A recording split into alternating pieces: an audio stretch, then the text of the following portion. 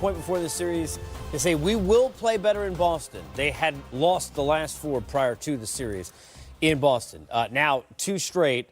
They look like not only the team that's up 3-1, but the far better team, more continuity and leadership, but not more continuity and leadership that we have on the desk. Smitty, coach, coachable. We've got a lot to get to. We'll hear from both sides, but let's start with this.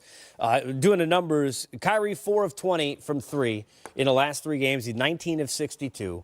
Didn't like how he played after game 2. He said he'd be better. Then he said he'd be better after game 3. Tonight wasn't good either. Not a great look with the crowd booing their own Celtics at home off the floor, Smitty. Yeah, and I look at the Celtics fans, and, you know, you miss shots. We understand that. But I think they understand that that's a fan base that's very smart on basketball. They've seen great basketball, coach. And that second half for me, the Boston Celtics on both ends, they looked like it was me, me, me. Defensively, they're a good defensive team. They're long. They have guys that can switch. They wanted no part of playing together as a defensive unit. I mean, they gave up 66 points in the third and fourth quarter combined. It doesn't look like the Boston Celtics that we know. Even when they were playing bad, they played better defense than they did. They don't look like they're together. Something's going wrong where you don't play the type of game. You can lose, coach, but not the way they were playing. I think what compounds the situation, we saw the lack of ball movement, really poor shot selection so often. I remember you and I looking at each other during the course of the game, like shaking our heads, like, what's going on here? So the Celtic fans are watching that when the home team, but on the other side, they're watching the other team almost execute to perfection at times. And think about the uncontested layups time after time. The Celtic fans are watching and saying, who's defending the rim? Who's supposed to keep the ball in front of them? There were a couple times where there was indecision and they didn't know who was taking whom on the switch. There were a lot of things that were breaking down for Boston. Didn't look good. The Bucks in the first half shot 3 of 17 from 3. They were down 2. We said this as we're watching the game. Smitty, the Celtics, if they had just played decent defense and team basketball and offense, they could easily been up 15, 20 points at the break, and that's really where they lost. Giannis didn't play most of the third quarter. Foul trouble. Because of foul trouble. In that run you talked about, and with him off the floor, George Hill, who we got to give a ton of credit, had 21 in the last game, played 26 minutes, 6 of 11 from the floor, 15 points. He was running the offense. Bledsoe was off the floor, Giannis off the floor, and that's where the Bucks made their biggest run. And Pat Connaughton, let's add him. I mean, he didn't have a greatest game for as shooting coach, but he does so many little things. Between George Hill and Pat Connaughton coming in, like you said, with Giannis Antetokounmpo on the bench, with Bledsoe not playing on the bench, those two guys executed, got good shots, and they got layups. Coach talked about it. We're used to Giannis getting dunks because he's that type of talent, but other guys are getting easy buckets, easy breakdowns. It was 66-44 in the paint. That's a plus 22. Even with the Milwaukee Bucks not shooting the 3-ball well, they still easily won this game. You know, you looked at a team defensively, and I got to go back there, Smitty, because Coach talked about this in our pregame. Go back to the last game. Too many easy baskets. And it's one thing when it's Giannis, and even though maybe they should draw up more of a charge, stay in the lane, it's Giannis. You got to limit the others. How many Hill layups? How many Bledsoe layups that seemed uncontested where guys were pointing at each other? How could you be at this point in the season, second round of the playoffs, and still have guys seemingly not know where they're supposed to go on defense? Well, it's one of the problems of changing your schemes for the playoffs because you're trying to look, facing Milwaukee is a very difficult assignment to prepare for because of the flexibility, the depth that they have as a team. I mean, once again, their bench pounded Boston 32-7 tonight. It was 42-16 in the last game.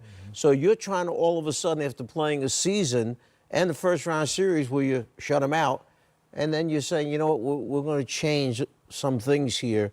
Well, you don't have any practice games in between. And that split second of indecision, and Coach Bud is a very good coach. So they're prepared. I don't know if you notice, when they drive baseline, that offside guy slash cutting, not staying there all the time, spotting up, changing up. Once he sees his defender turn his head, slash cut into the lane, bang, they hit him right there above the dotted line for easy layups.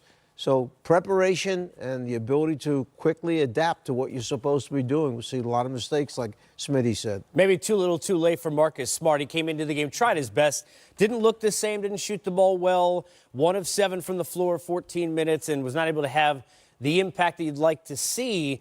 But the 50-50 balls, as I call them, in general, all seem to go. The tap-outs, even from Connaughton, Hill, Bledsoe, with larger Celtics around them finding a way. It's interesting. We got Pat Bev here, who'll be back with us later. It's very reminiscent of the Clippers against the Warriors and how they stayed in that series, finding a way to get extra plays. The Bucks are doing those little things that don't even show up in this box. And they had some guys that didn't shoot well. Chris Middleton was 4-19. I mean, you look at Giannis, he helps that shooting percentage because he goes 15 for 22. But other guys, even though they didn't shoot well, is to what you're saying, Casey, they still came out and scrapped. They came out and had the loose balls. They played extremely hard. Not only look at Marcus Smart, Gordon Hayward didn't play as well come off the bench either. Only took 5 shots, Smitty made 1. Here's Coach Bud. Of the group, for 4 quarters, we've been down, I think, the first quarter maybe every game. And second quarter, find a way to ride it a little bit. And third and fourth quarter, just defensively, I think our activity, our togetherness on that end of the court is just fueling everything we do. I thought a huge stretch of the game with Giannis and Chris both on the bench as 2 of our leaders, the way that group was able to, play on both ends, I think send us into the fourth quarter with a 4-6 point lead. That was just a huge stretch for us and our group. So really pleased with the way they played. Now I got to get ready to go back to Milwaukee and prepare and do it again. Mark James Nesson in WEI in Boston. Coach, what is, going back to that first game and what you guys have done the last 3 games, what would you attribute for this huge turnaround? You guys completely taken control of the series. The word we've been using a lot is just our activity on both ends of the court, but particularly defensively. Just think we're much more together. We're much more connected. We're helping each other. We're covering for each other. We're scrambling. And hopefully then taking care of the boards.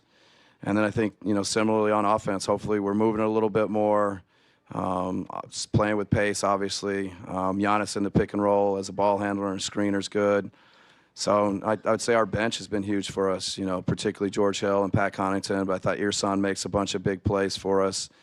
So I think just collectively, I think the group's very together and playing really well.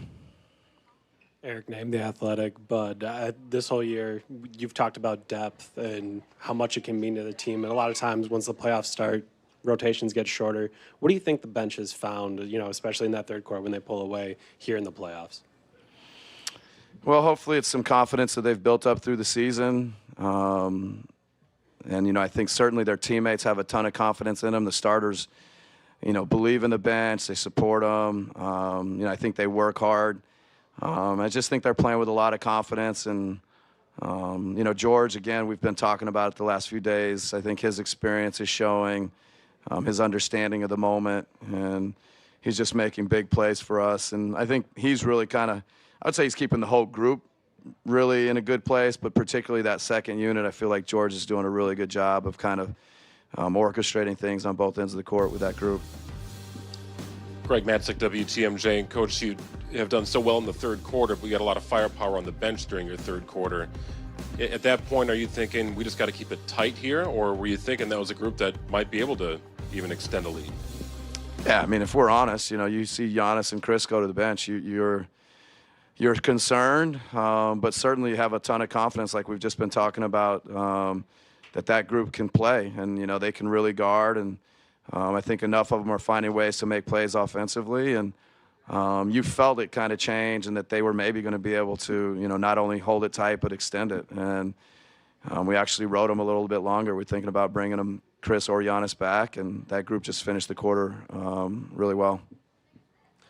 Coach Antonis Kalkavouras from Gazeta.gr from Greece. Despite the fact that you finished with the best record in the regular season, you guys are the only team in the second round of the playoffs with 3 wins in a row, with 2 breaks, with 2 wins on the road, and with 3 straight games with the bench scoring more points than the opponent team.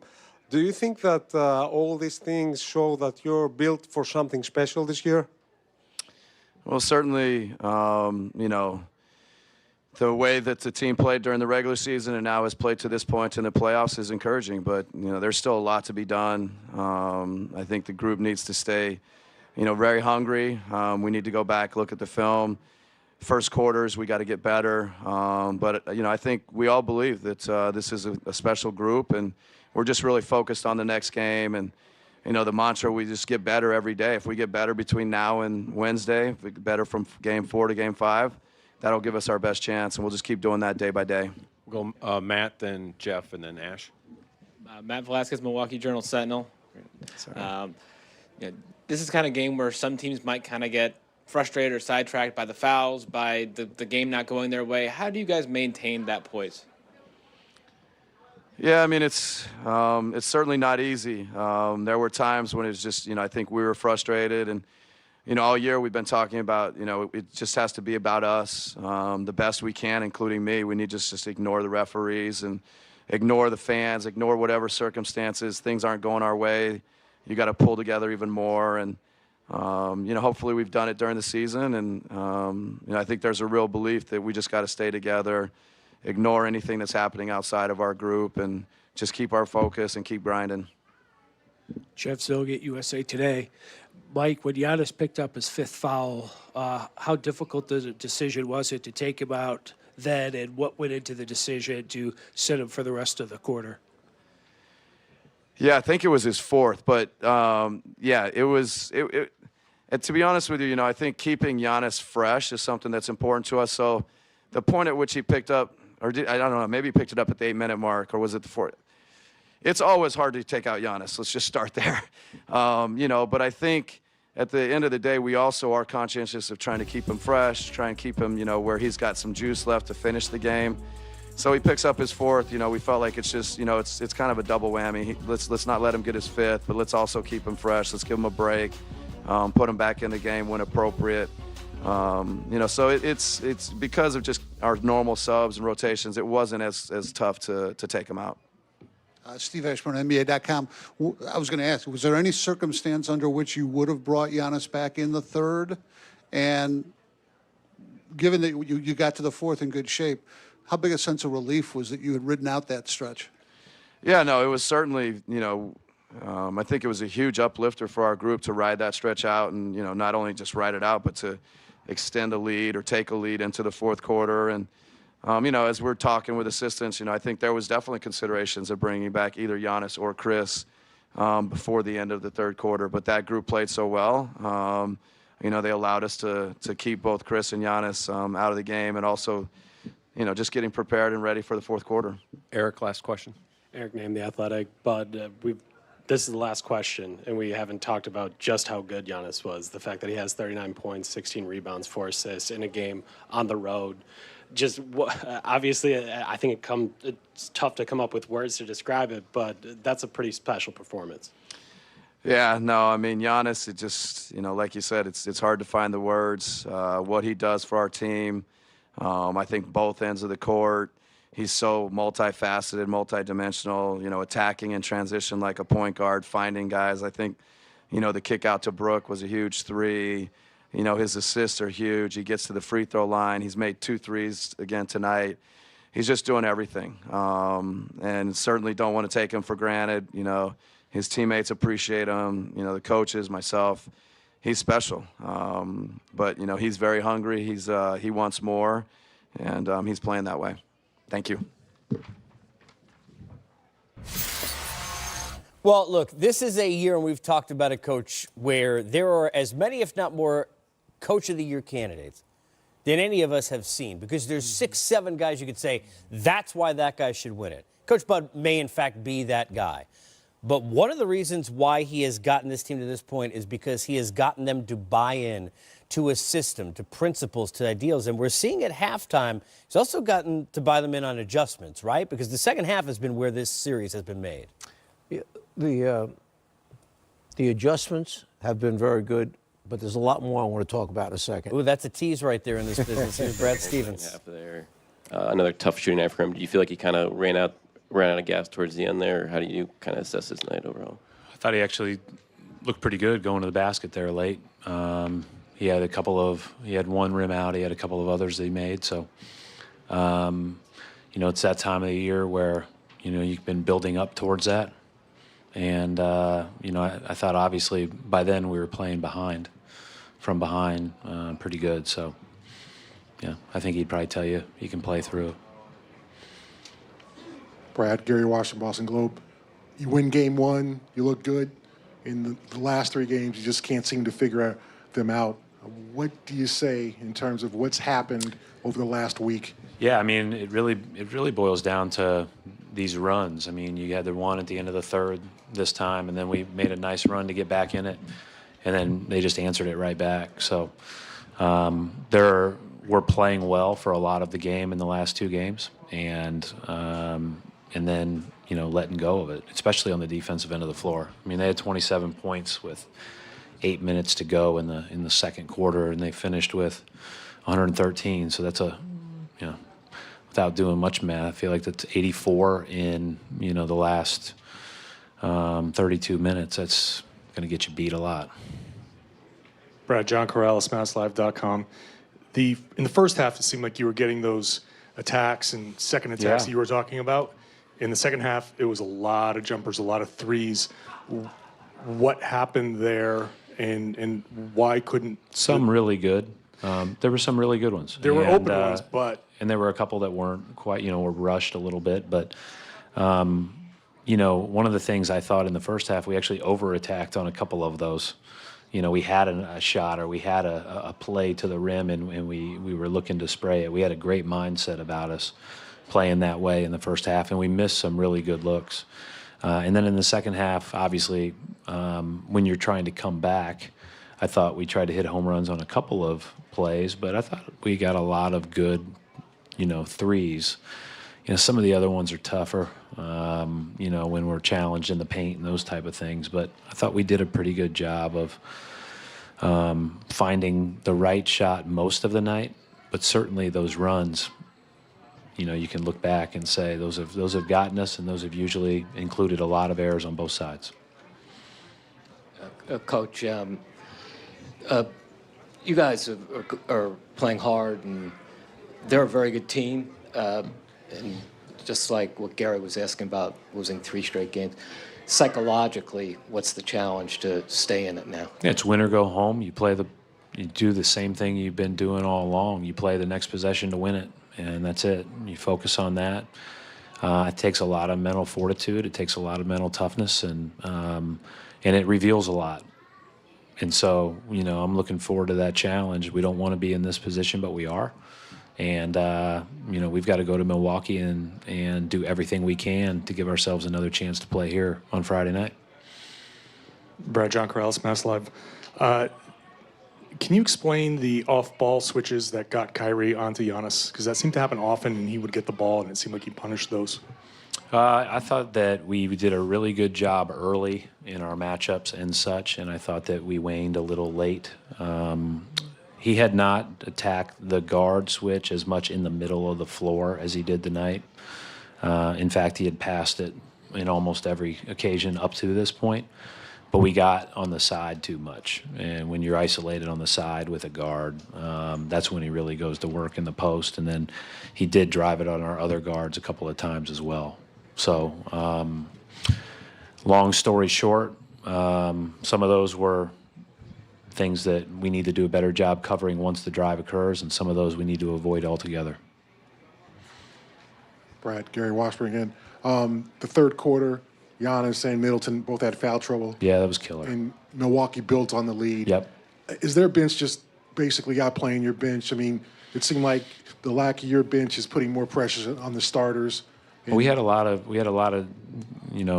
guys on the court at that time. I think their bench is just playing excellent. It's not bench versus starters, whatever you want to call it. Their bench comes in.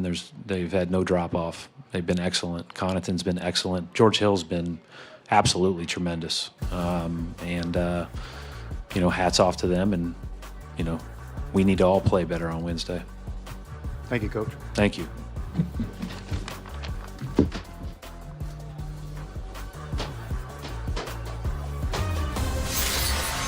Could it have been the last time we see Kyrie in Celtics colors as a home player? We'll hear from him, Giannis, and more. Go Move.